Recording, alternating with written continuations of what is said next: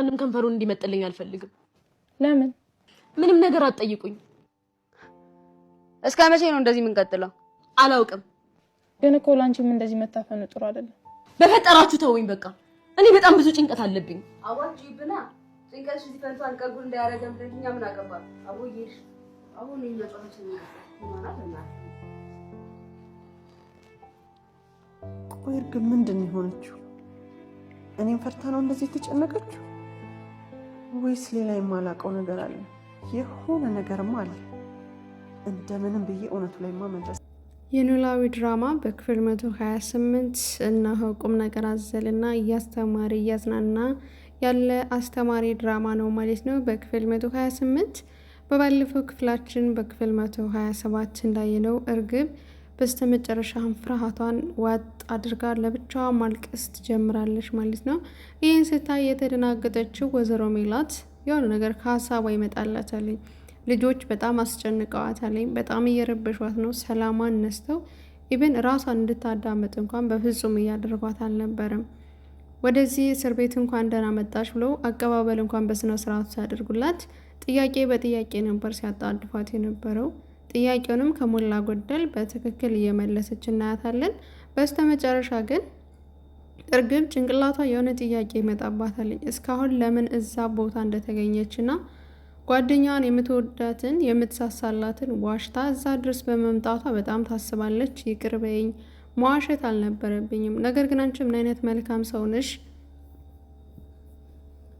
እኔ ወንጀለኛ ነኝ፣ ፖሊሶች ይፈልጉኛል እያልኩ አንቺ ግን ወደ ቤትሽ አምርተሽ ወሰድሽኝ እያለች ጓደኛዋን ስታመሰግን እናያታለን። ታዲያ ጓደኞቿ ሲያያትኝ አብረው የነበሩት እስር ቤት ማለት ነው። እርግብ እያለቀሰች ነበር ስታወራ የነበር ከራሷ ጋራ። ለምንድን ነው እያለቀሽ እኮ ነው ሲላት በመንተባተብ አለቀስኩ እንዴ? አይ በፍጹም መስሏችሁ ነው እንጂ ደህና ነኝ፣ ለምን አለቅሳለሁ ብላ ራሷን ልትሸውድ እንዲሁም ሰዎቹንም ልትሸውድ ትሞክራለች። ከዛ ግን ወደዚህ እስር ቤት ለምን መጣሽ? ሁላችንም እኮ አነሰን በዛም ኃጢአት ሰርተን ወይም ደግሞ ወንጀለኛ ተብለን የገባ ነው። ስለዚህ ሲያወሩት ይቀላል። እኛም እንዳንቺ ጭንቀት ላይ ነበር፣ ግን እርስ በርሳችን ካወራን በኋላ ነው ነገሩ እየቀለለን ብለው ነገሩን ሊያቀሉላት ሊያግባባት ይሞክራሉ። እነሱ ጉዱን ስላላወቁ ከዛ ምስቷም ምንም ነገር አትጠይቁኝ፣ እኔ የሚነገር ምንም ነገር የለኝም ትላቸዋለች። ወንጀለኛ ሁነሽ ካልመጣሽማ ጋዜጠኛ ነሽ ማለት ነው ብለው ደግሞ ሌላ ጥያቄ ሲያወጣት እባካችሁ በፈጠራችሁ ታወይም ብላ ስትጮህባቸው በቃ እነሱም ደግሞ ትዕግስት የሚባል የላቸውም። ምክንያቱም እዛ ላይ አንድ ቤት እስከኖሩ ድረስ መደባበቅ መሸፋፈን የሚባል ነገር የለም። ሁሉም ግልጽ በግልጽ ነው። ከዛ በኋላ ነው የመጣውን ዕዳ በጋራ የሚቋቋሙት ማለት ነው። ከዛም እንግዲህ እነሱም በቃ አትጮሂ ብለው ዝም ይላሉ። ወይዘሮ ሜላት ትክ ብላ ነገሩን እያዳመጠች ነበረ። ምናልባት እርግቤ የፈራችሁ በእኔ ምክንያት እዚህ ስላለው ነው ወይስ ደግሞ የተደበቀ ሌላ ነገር አለ እያለች ለራሷም ስታስብ እናያታለን። በነገራችን ላይ ያው ቆይታ እንደምታውቀው እያሰበችም ትገኛለች ማለት ነው። ወደ ሀና መለስ ስልላችሁ ሀናና ኖላዊ ከቤተ ክርስቲያን መልስ እየተመለሱ የሆነ ጥያቄ ትጠይቀዋለች። ይህና አሰልች ጥያቄ ነው። ኖላዊ መሽቶብሻል፣ ወደ ቤት ትሄጃለሽ በሚላት ሰዓት እዚህ በኋላ የምሆነው ካንተ ጋር ነው። ቆይ ለምንድን ነው ሂጂ የምትለኝ? ጠልተኝ ከሆነ ንገረኝ እያለች እንግዲህ አቶ ኖላዊን በተደጋጋሚ ስትጨቀጭቀው እናያታለን። ይህና ውሳኔ ግን ወለል ቀዳል ያለ ነው። ቋሚ የሚባል አሁን ላይ እየተሰጣት ካራክተር በጣም ያስጠላ ነው ማለት ነው። ምክንያቱም ወይ ጠቅልላ ከኖላዊ ጋር እንደምትሆን አለያ ደግሞ እየተመላለሰች ኖርማሊ ብትሆን አሪፍ ነበረ። ስናያት ሁሌም ካንተ ጋራ ነው መሆኑ ትላለች፣ ግን ልቧ ደግሞ ሁለት ነው ወይ ደግሞ በራሷ የመተማመን ብቃቷ የለም። በዛ ላይ ተምቹና ሴር ደግሞ በሀና ምክንያት ወጥተው ሄደዋለኝ። ነገሩ እያለ እያደረ ግልጽ ሆኖላታል መሰለኝ። ሀና በእኔ ምክንያት ነው፣ እኔ ስጠግብና ሌላ ምቾት ሳገኝ እረሳዋቸው፣ እነሱ ግን የክፉ ቀኔ ናቸው። ቆይ ለምንድን ነው ይህ ሁሉ የሆነው? ያሉበትን እንኳን አድራሻቸው ለምን አይሰጡንም?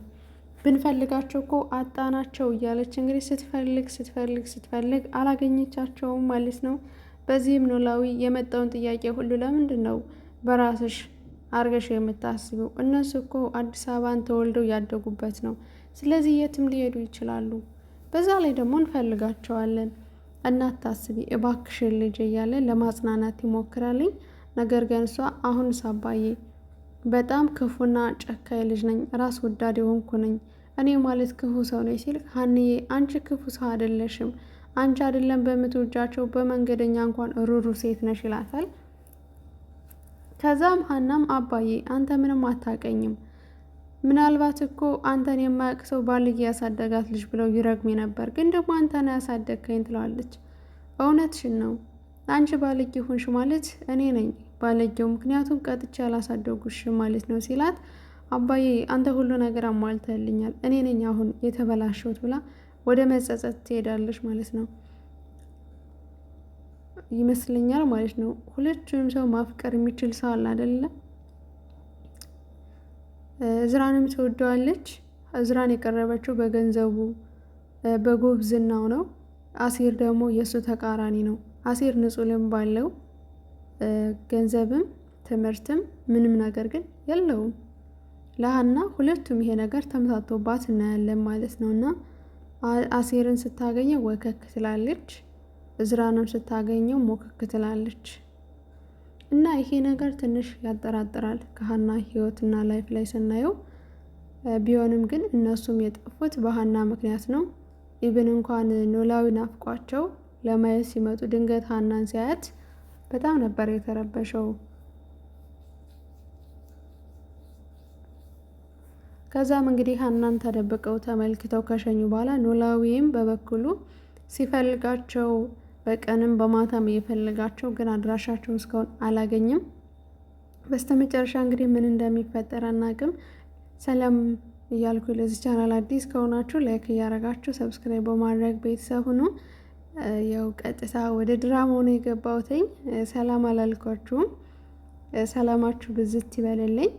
ስለመጣችሁ ስለምትከታተሉ ሀሳብ አስተያየታችሁን ስለምትሰጡኝም ከልብ ነው የማመሰግነው። እወዳችኋለሁ ውድ ሀገሬ ልጆች። በያላችሁበት ሰላማችሁ ብዝት ይበልልኝ። ሰላም ነውና ለሰው ልጅ ለሁላችንም ሰላም ይስጠን።